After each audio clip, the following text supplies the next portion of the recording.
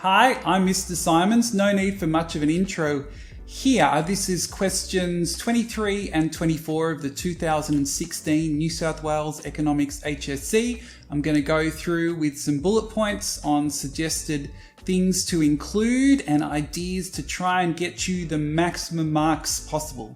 Okay, if you've missed questions 21 and 22, you can just click on the link above and go and check that out. Look, no need to do that first. Why don't you stick around here and watch this one?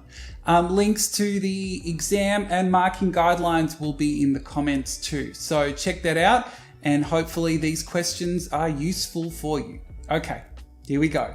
Okay, so here we are at question 23, which is going into the area of exchange rates. If we got a question like this in an exam, wouldn't it be terrific? So the question says, on the diagram, so on this diagram, draw a new supply curve that shows a depreciation of the Australian dollar. So we go back to basic economic theory and I think, oh yeah, if I've got, whoa, what a terrible looking curve. So let's rub this off. You might want to use a ruler yourselves. Better but not amazing. Anyway, you can see that this would be S1.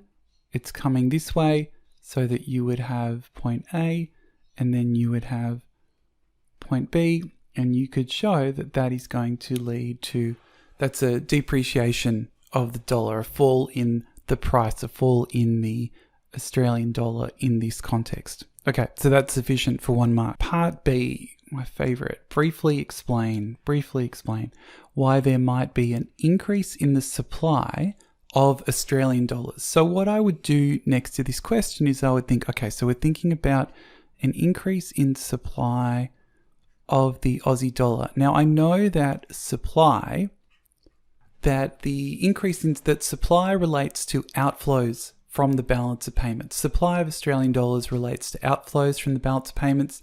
Demand relates to inflows. Demand for Australian dollars relates to inflows into the balance of payments.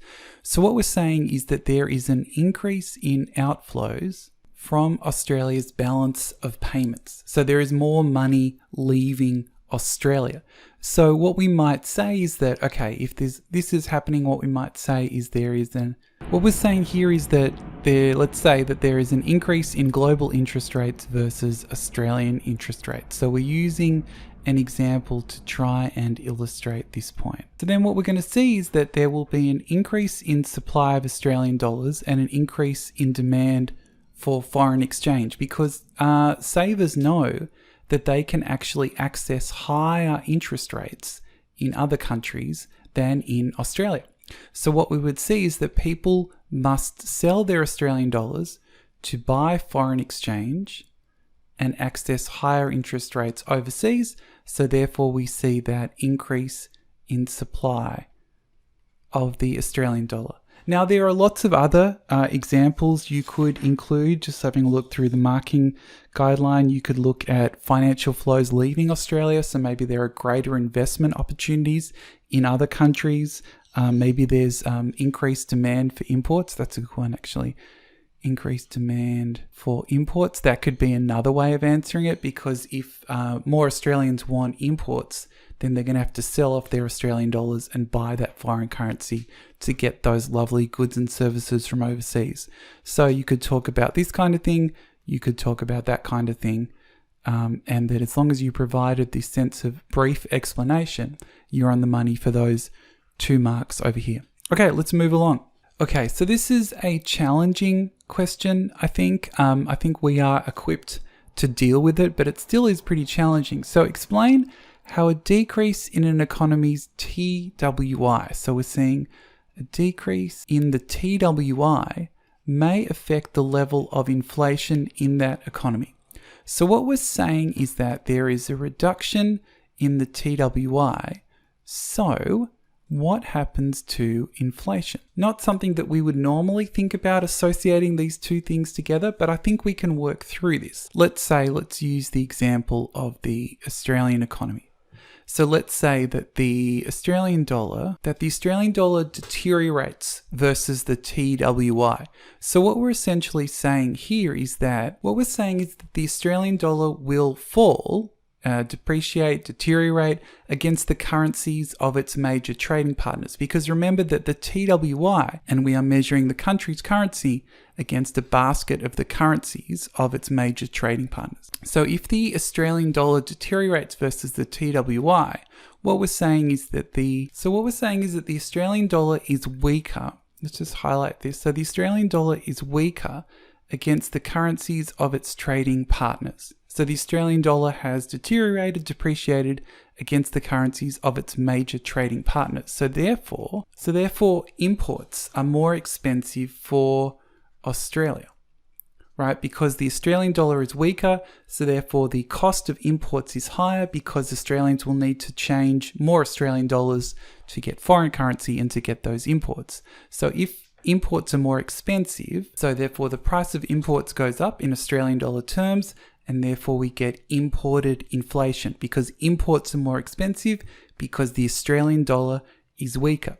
So in this way, we've established a relationship in terms of, let's get the right highlighter, in terms of how this decrease in the TWY will affect inflation. And essentially what we're saying is that through our process here, through our very rigorous process, is that this fall in the TWY will actually lead to higher inflation because the lower dollar is making the imports more expensive, which is going to increase the price of imports in Australia. Okay, so the question here says to assess the impacts of a depreciation in the Australian dollar on the level of employment in Australia. So there are lots of specifics here. It's saying, so assess the impacts of a depreciation in the Australian dollar on the level of employment in Australia. And if we just quickly have a look, so you can see here with the NESA directive terms that assess is all about making a judgment of value, quality, outcomes, results, or sizes.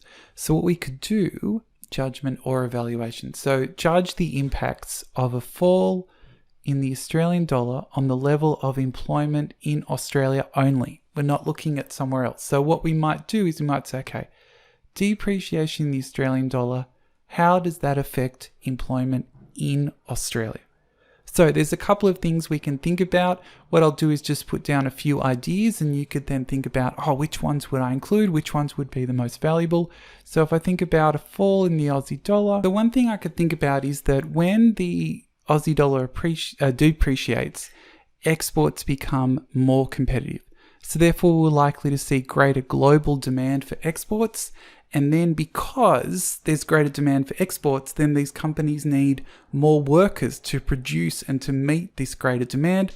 So therefore we could see greater derived demand for labor in export industries. So greater employment in export industries, which is directly addressing the question. So what we could even do is make that super clear. So increased demand. So therefore we could see increased employment in export industries. So that would be one impact of depreciation in the Australian dollar on the level of employment.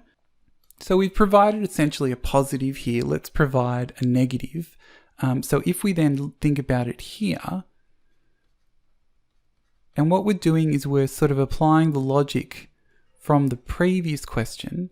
If we get a depreciation in the Australian dollar, that's going to make imports more expensive. So what I'm saying through this thing is it's going to increase the price of imports in Australian dollar terms. So that what we could say is that if imports are more expensive, then that will increase the cost of imported inputs. And imported inputs are just inputs into the production process that come from overseas. So for example, if you've got a restaurant and they use fancy cheese from Italy, that Italian cheese is going to be more expensive, so therefore it's going to face higher costs. So because of this situation, because that there are increased costs of production, then the consequence of that in terms of employment, and remember that is the focus of this question. I'm so annoyed how it keeps doing that. Increased costs of production could lead to decreased demand for labor in some firms. Because if there's higher costs of production, then the firms are likely to produce less. It's too expensive to keep producing the same amount as they were before. So that in terms of this process, let's just label it so it's a little bit clearer. So number one, imports are more expensive. Number two, the cost of imported inputs rise.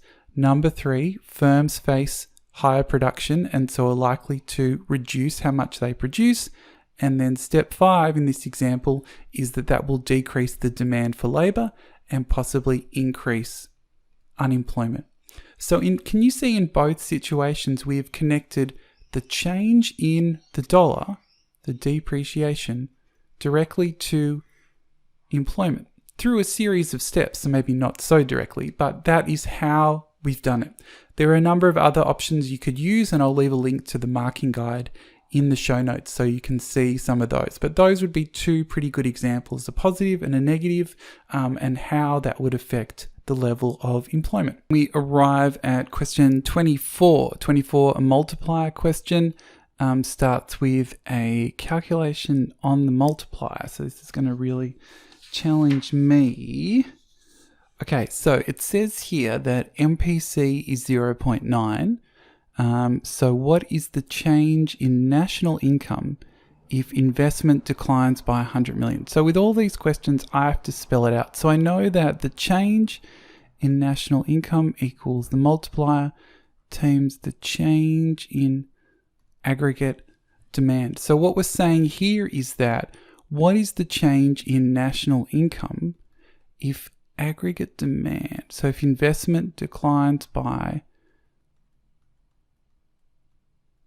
100 million. So we've got, okay, what is this if the multiplier times by minus 100 million? So if we know that MPC is 0.9, we know that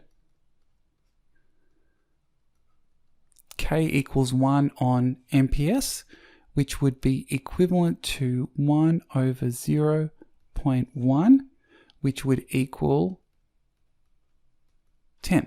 So therefore what we've got is that the change in Y is going to equal 10 times negative 100 million would equal,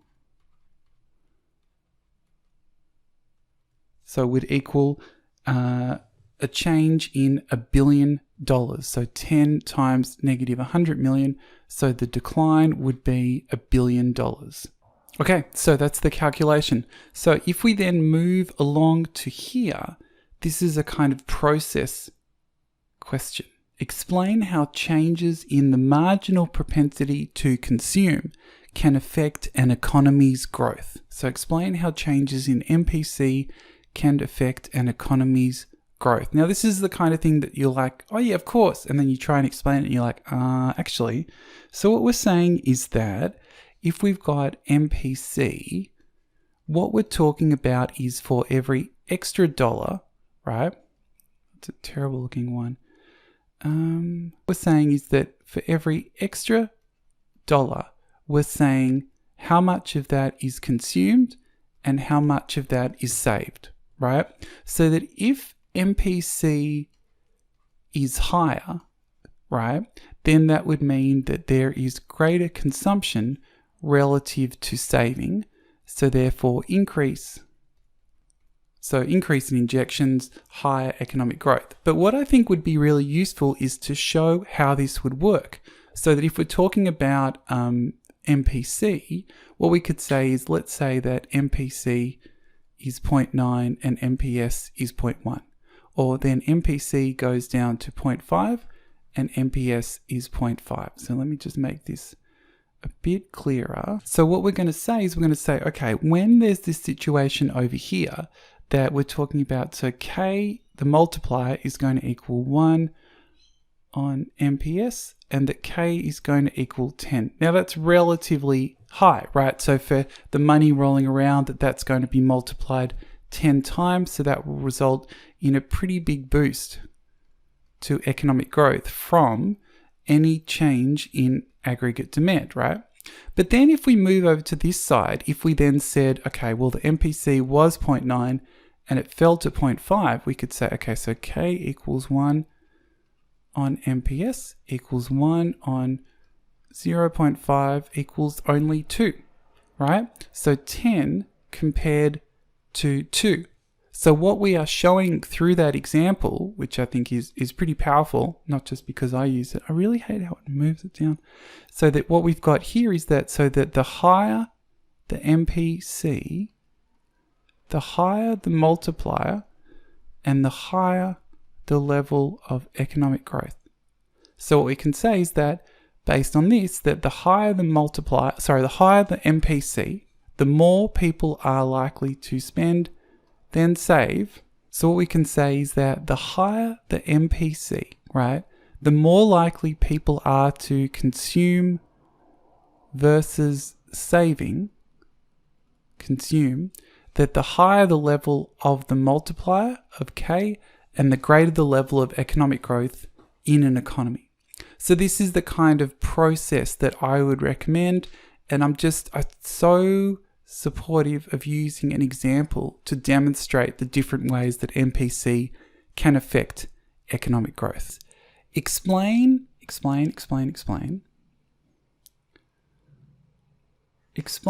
how changes in both AD and AS influence economic activity. Now, I find this a pretty tricky question because I'm like, well, aggregate demand and aggregate supply, they both form part of economic activity. So what is it that is really being asked here for 5 marks?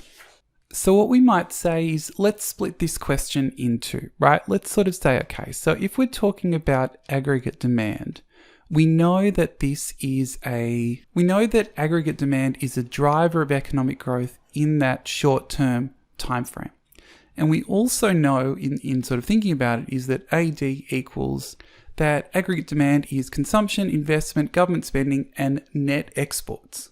Okay, so that what we can also say is that, well, if there are any changes in the components of AD, and the components in AD, which you could highlight, would be any of those things. If there are any changes in these components, then that is going to lead to higher economic growth in an economy.